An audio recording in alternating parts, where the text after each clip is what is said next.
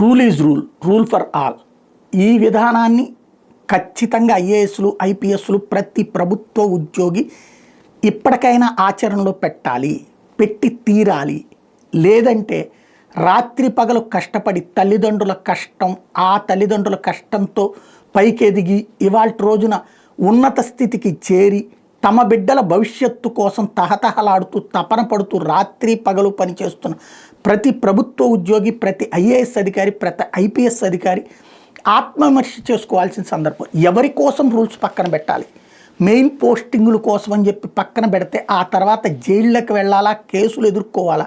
దానికి సాక్ష్యం ఇప్పుడు తెలంగాణలో ఉన్నటువంటి ఐఏఎస్లు అరవింద్ కుమార్ లాంటి వాళ్ళు ఫేస్ చేస్తున్నారు, అట్లాగే సోమేష్ కుమార్ లాంటి వాళ్ళు ఫేస్ చేస్తున్నారు. చివరికి రాజకీయ నాయకుడిగా కేసీఆర్కి ఏం ప్రాబ్లం లేదు, కేటీఆర్కి ఏం ప్రాబ్లం లేదు.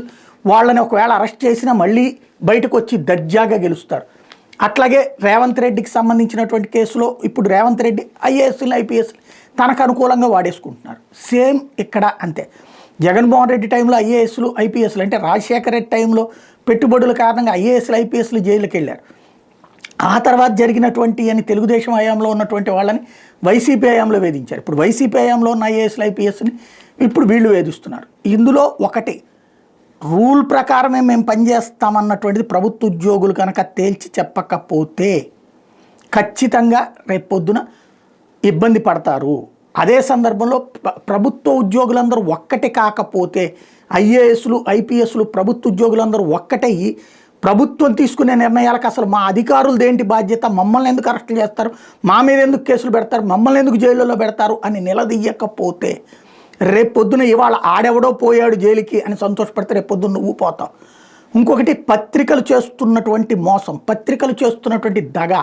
ఎవరైతే పార్టీ అధికారంలో ఉంటే ఆ పార్టీకి అనుకూలంగా పత్రికలు వార్తలు రాస్తూ అవతల పార్టీ అధికారంలో ఉన్నప్పుడు ఉన్నటువంటి కీ పొజిషన్లో ఉన్న అధికారులందరినీ దొంగలుగా దోపిడీదారులుగా చూపించేటటువంటి దిక్కుమాలినటువంటి వ్యవస్థ.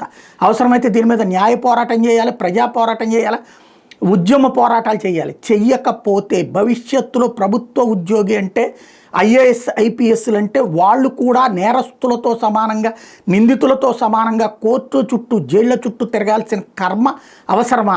కష్టపడి సంపాదించుకున్నటువంటి ఉద్యోగాలు, కష్టపడి పనిచేస్తున్నటువంటి ఉద్యోగాలు, మన మీద ఆధారపడ్డటువంటి బ్రతుకులు, వాళ్ళందరి ముందున అవమానపడేటటువంటి పరిస్థితి అవసరమా? తేల్చుకోవాల్సిన సందర్భం.